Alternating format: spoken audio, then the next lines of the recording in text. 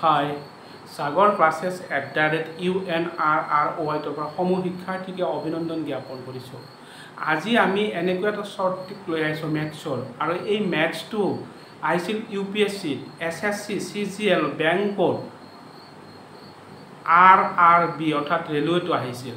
গতিকে এই প্ৰশ্নটো বহুত ল'ৰা ছোৱালীয়ে তাৰমানে কি ছল্ভ কৰিব পৰা নাছিল। ইয়াৰনো কি হ'ব এনচাৰ, কেনেকৈ ছল্ভ কৰিম আমি চাওঁ হা। কুৱেশ্যনটো হ'ল এইটো 67 হোল টু দি পাৱাৰ 32 হা।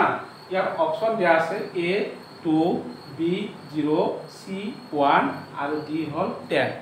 গতিকে আমাৰ চাব লাগিব যে ইয়াত আমাৰ কি আছে, দুটা সংখ্যাৰ আছে 6 আৰু 7, একৰ ঘৰটো 7 আৰু দশকৰ ঘৰটো 6 আছে, আৰু পাৱাৰটো আছে আমাৰ 32। অৰ্থাৎ এইটোতে মেথছ কৰিলে বহুত ডাঙৰ হ'ব, আৰু কিমান ইজি প্ৰচেছত কৰিব পাৰিম, যে কি এনচাৰ হ'ব আমি চাব লাগিব ফাৰ্ষ্ট, যে কিমান ইজিত কৰিব পাৰোঁ আমি। এইটো এটা লক্ষ্য কৰিব লাগিব যে ইয়াত কি আছে, আমাৰ দুটা সংখ্যা আছে, প্ৰথমটো ৰাখি দ্বিতীয়টো কেনচেল কৰি দিওঁ। অ'কে, এই প্ৰথমটো ৰাখিলোঁ, দ্বিতীয়টো কেনচেল, আমাৰ দ্বিতীয়টো কেনচেল কৰি দিলোঁ।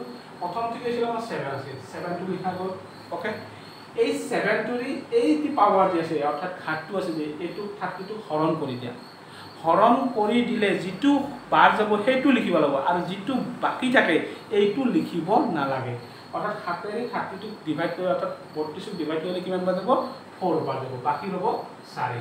অ'কে, এতিয়া আমি এইটো কৰিম কি, যে ইয়াত 7 টু দি পাৱাৰ 4 অৰ্থাৎ 7 কেইটা পাব, 4টা, কাৰণ পাৱাৰ 4 আছে, 4 7 4টা। অ'কে, ইয়াৰ সদায় কি ৰাখিব, এককৰ সংখ্যাত ৰাখিব, একক। যেনেকৈ আমি ইয়াত এককৰ সংখ্যা ৰাখি 5টো ৰাখিছোঁ, ইয়াৰো এই দুটা ইনটু কৰি এককৰ সংখ্যাটো 7 7 গুণ 49 অৰ্থাৎ 49।